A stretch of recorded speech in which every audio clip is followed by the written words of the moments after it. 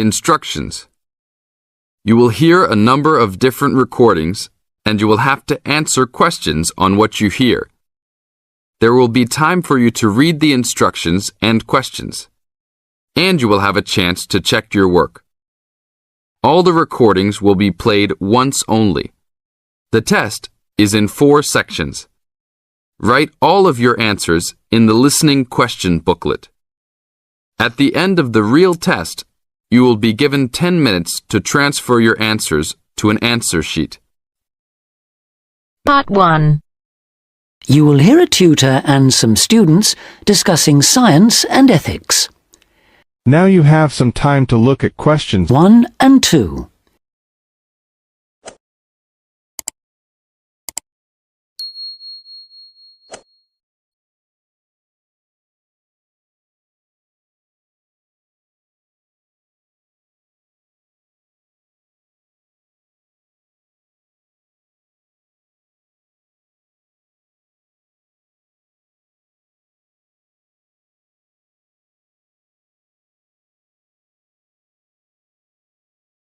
You should answer the questions as you listen because you will not hear the recording a second time. Listen carefully and answer questions 1 and 2. In the 19th century, scientific discoveries took a long time to produce any actual applications, and scientists might have had a case for giving little thought to the social or environmental impact of their work. That all changed in the 20th century, with the huge advances first in physics and then in biology. Science started to play a much more important role in our lives, and the relationship between scientists and society became much closer. Many scientists became increasingly concerned about the ethics of what they were doing, as they quickly saw the consequences. The benefits, such as vastly improved crop yields and the eradication of diseases like bubonic plague, but also terrible damage in the form of pollution and chemical weapons. Yes, but some scientists still claim even today that their only duty is to make public the findings of their research. They need to do that, of course, but I think the key points are that they ought to stop making any distinction between pure science and applied science, because in practical terms it no longer exists. And also they must accept full responsibility for the consequences of their work. Now listen and answer questions 3 to 10.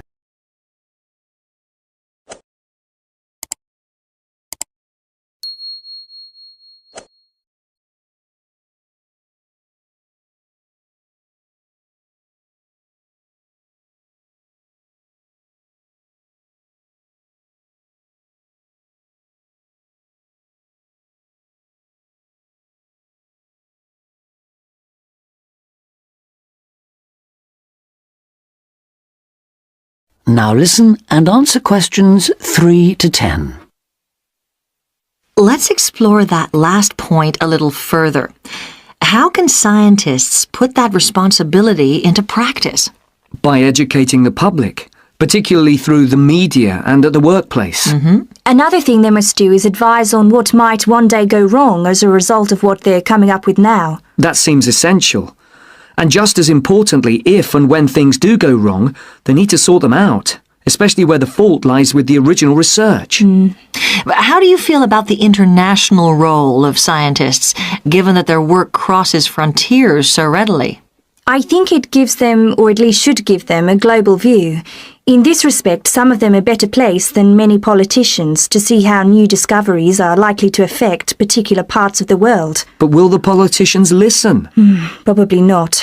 But I'm not suggesting getting involved with politics or politicians. Much better to raise the public's awareness of scientific issues so they can put the pressure on at election time. There's a problem here, though, isn't there, with the way the public sees scientists. They're all either mad or bad. That's something they need to work on, definitely. To regain public trust, they'll have to show they're accountable, and that science is about improving people's lives. That may not be so easy. What do you think are the areas in science that really worry people these days? Science in agriculture, above all. There's been all this media hysteria about Frankenstein foods, but there is a genuine issue here. Whether adding specific genes to plants is a valid way of increasing food production, or whether it risks the appearance of new diseases, of superweeds and pests. Which links it to another controversy, using chemicals to control pests. And that's something else that was at first thought to be harmless, but we now know that the careless spraying of crops has led to all kinds of health problems for people. Plus a devastating loss of biodiversity, with huge numbers of insects, birds and mammals simply disappearing from the countryside, fish dying in poisoned rivers and so on. And of course, if we're talking about death on a massive scale, then we have to mention the role of science in enabling the military to wage chemical and biological and nuclear warfare, which has destroyed life in so many parts of the world. Okay, I think we've identified some major topics there. There's something I'd like to add, if I may. Sure, it's important for scientists and future scientists to talk about major issues like these, but we might also want to look at what we can do or not do in our everyday lives, particularly as many of us will be earning more money than we actually need for basic necessities. I'm thinking here of things like burning fossil fuels by driving everywhere. What do you think? Well, something that scientists seem to do rather too often is take planes to distant places, which is highly damaging environmentally. For instance, to attend conferences on subjects like the disappearing ozone layer. When nowadays they could probably stay at work and use a video conferencing link anyway. Which may in fact be an example of how progress in computer science can impact positively on the environment. But going back to harmful things, what else can be done? Again, on the air transport theme, there are the huge distances a lot of consumer goods travel before they actually reach the shops in this country. This seems another extreme waste of energy, especially if much of what is being produced and carried is packaging. Perhaps it's worth shopping for more locally produced items.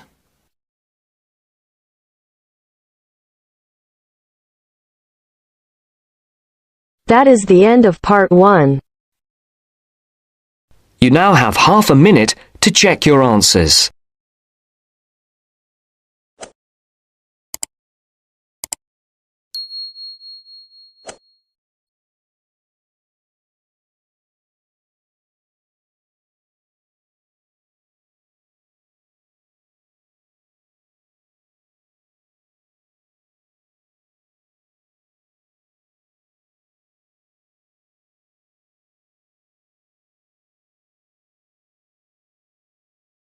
Now turns to part 2. Part 2. You will hear a university administrator telling a group of new students about the central campus buildings and the facilities they provide. First, you have some time to look at questions 11 to 16.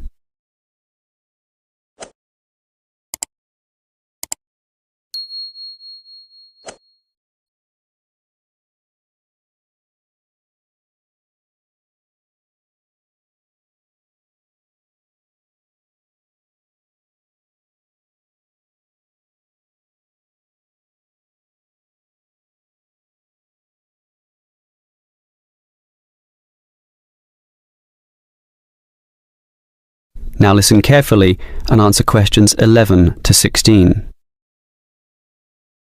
Welcome everyone to the Brandon Complex, the geographical and we could say spiritual heart of this university. This is basically where everyone eats too, as you can see by looking around. There are many different cuisines here, Chinese, Indian and Middle Eastern, plus the usual fare of a local type, all in that corner over there. We have many shops here too, but the biggest is Wilson's right there, providing clothing and hardware. That's next to all the restaurants. Now, on the opposite side of Wilson's we have 3 shops. The one in the corner there, closest to the restaurants, is for DVDs. Yes, the DVDs are cheap and affordable, and you can also rent DVD players as well. Moving on, in the corner directly opposite Wilson's is the Student Union office. Incidentally, you are all encouraged to join the student union, as a student union card gives you many benefits, including discounts on basically everything you can buy here at the Brandon complex.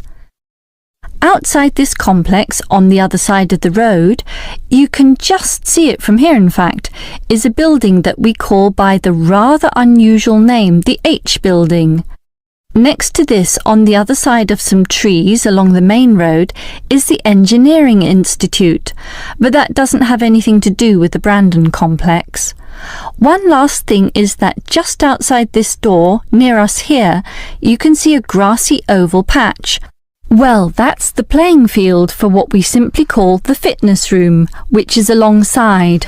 So you can put on some calories here at the restaurants and then burn them off at the fitness room afterwards. Oh, I forgot to mention this shop right here, in the middle, beside the student union. It's the bookshop. And as you can see, it's always busy, always popular. You can buy newspapers, magazines and stationery there, plus a few clothing items as well, just as you can at Wilson's. Why don't you go and take a look right now? Before you hear the rest of the talk, you have some time to look at questions 17 to 20.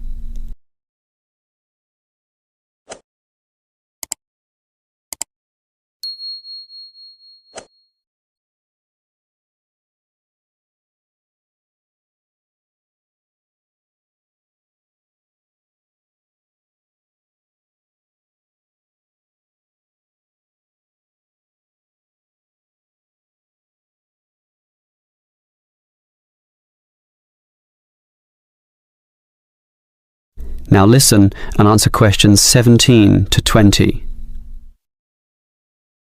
Now, I'd like to tell you a bit more about one of the buildings here, namely the H building. Despite its bland name, you might be interested in what goes on there. It is our main recreational centre, with halls, offices and space available for a variety of activities, mostly for those who want to get fit.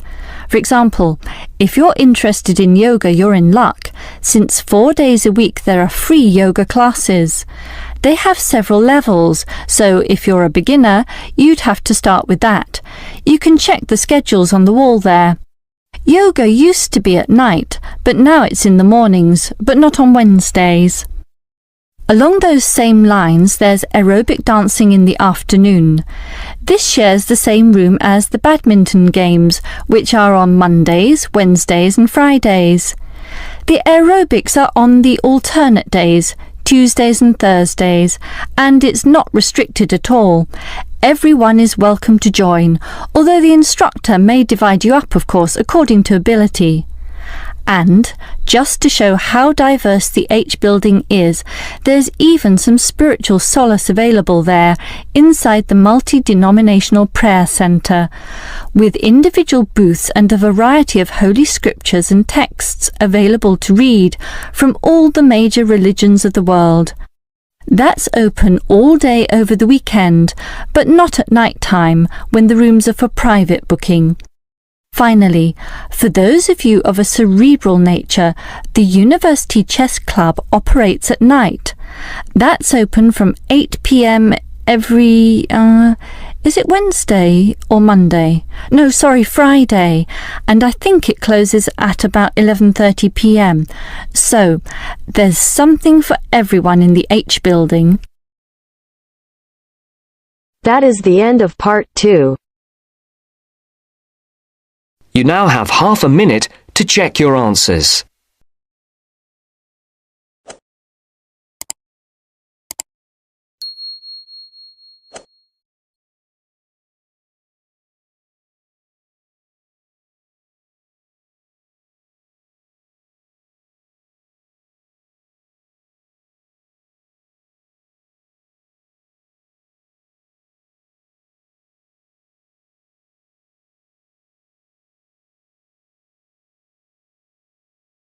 Now turns to part 3. Part 3. You are going to hear a conversation on animal protection. First, you have some time to look at questions 21 to 25.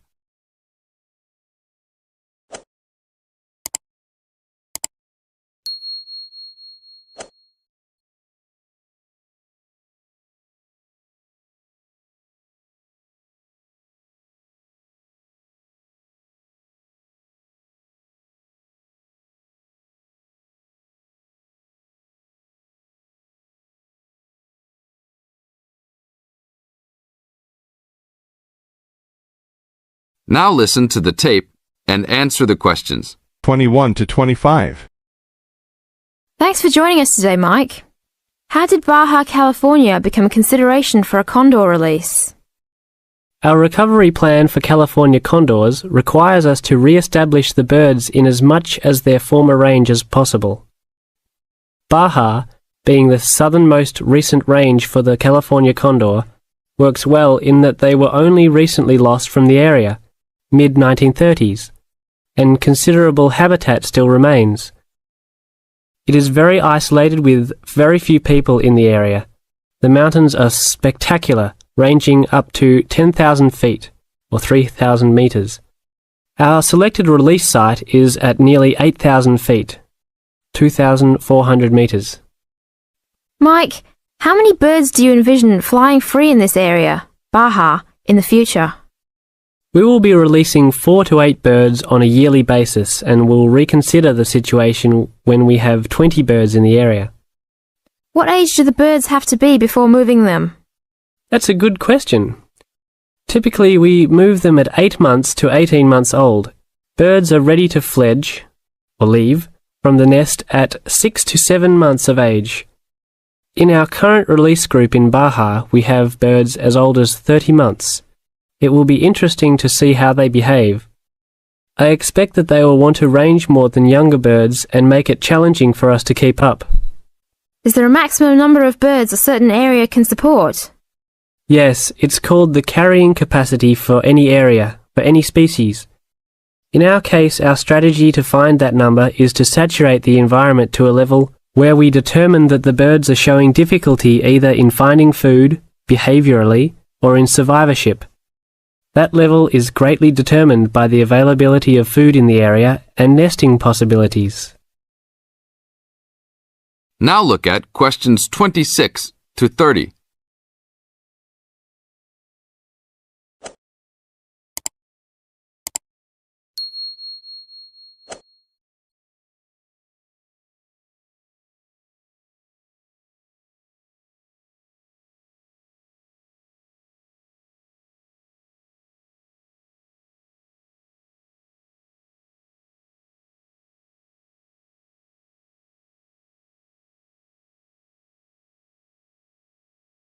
As the talk continues, answer questions 26 to 30. What do you hope to accomplish with this release in the long run? I expect that well within 10 years the condors will be flying north and joining birds already released in Southern California. Hopefully we will reach at least 150 birds in each of these populations within about 15 years. What would you say is the biggest contribution to the California Condor program's success? That would have to be the fact that we were able to breed the birds in captivity from the 27 birds we started with in 1987 to the 205 birds we have today. This is thanks to cooperation between the San Diego Wild Animal Park, the Los Angeles Zoo, and the World Center for Birds of Prey in Boise, Idaho. Are there any problems keeping track of and protecting your released animals outside of the US? Nope. We are using radio transmitters and will be using the new satellite and GPS transmitters as well. Which system is better? Using satellites. The advantages over radio telemetry are numerous. It makes it possible to keep up with the bird's flight without being led miles in a matter of minutes. It took the young condor only a week to migrate across the state, and with just radio telemetry, poor weather can keep a plane grounded, and not all roads are accessible to track them on ground. New technology will allow one to be able to track birds that are not accessible by plane. Also, it is a new way to gauge the effectiveness of reintroduction. How so? If a Condor transmitter works properly, researchers will get a location every 10 days for about 2 years. Do you see an end in sight for the need to breed condors in captivity? Yes, that would be great. But it will take a while for us to establish the 2 wild populations and make sure that they are sustainable. Part of our recovery is to maintain a captive flock of 150 birds in various zoos around the country as a safety net for the future.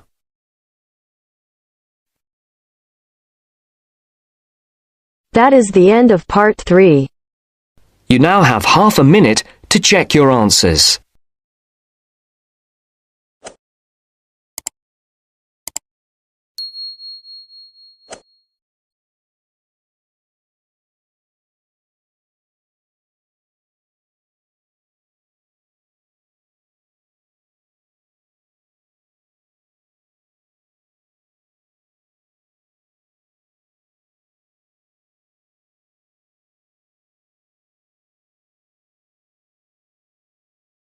Part 4.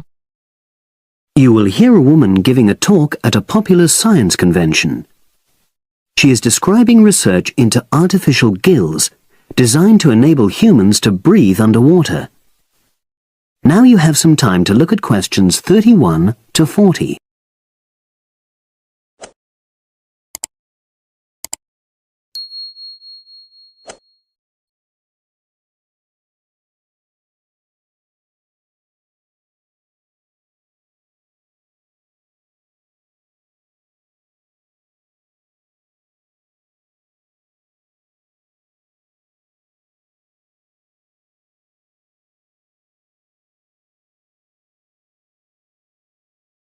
Now listen and answer questions 31 to 40.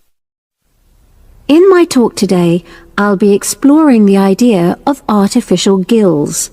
I'll start by introducing the concept, giving some background and so forth, and then I'll go on to explain the technological applications, including a short, very simple experiment I conducted. Starting with the background. As everyone knows, all living creatures need oxygen to live. Mammals take in oxygen from the atmosphere by using their lungs, and fishes take oxygen from water by means of their gills, which of course in most fishes are located either side of their head. But human beings have always dreamt of being able to swim underwater like the fishes, breathing without the help of oxygen tanks. I don't know whether any of you have done any scuba diving, but it's a real pain having to use all that equipment. You need special training, and it's generally agreed that tanks are too heavy and big to enable most people to move and work comfortably underwater. So scientists are trying a different tack. Rather than humans carrying an oxygen supply as they go underwater, wouldn't it be possible to extract oxygen in situ? That is, directly from the water while swimming. In the 1960s, the famous underwater explorer Jacques Cousteau, for example, predicted that one day surgery could be used to equip humans with gills. He believed our lungs could be bypassed and we would learn to live underwater just as naturally as we live on land. But of course, most of us would prefer not to go to such extremes. I've been looking at some fairly simple technologies developed to extract oxygen from water, ways to produce a simple, practical artificial gill, enabling humans to live and breathe in water without harm. Now, how scientists and inventors went about this was to look at the way different animals handled this. Fairly obviously, they looked at the way fishes breathe, but also how they move down and float up to the surface using inflatable sacs called swim bladders. Scientists also looked at animals without gills, which use bubbles of air underwater, notably beetles. These insects contrive to stay underwater for long periods by breathing from this bubble, which they hold under their wing cases.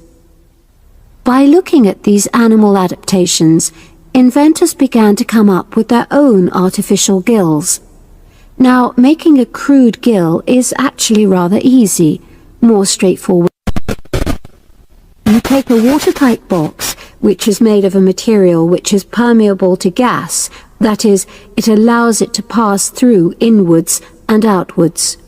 You then fill this with air, fix it to the diver's face, and go down underwater. But a crucial factor is that the diver has to keep the water moving so that water high in oxygen is always in contact with the gill, so he can't really stay still. and to maximize this contact, it's necessary for your gill to have a big surface area.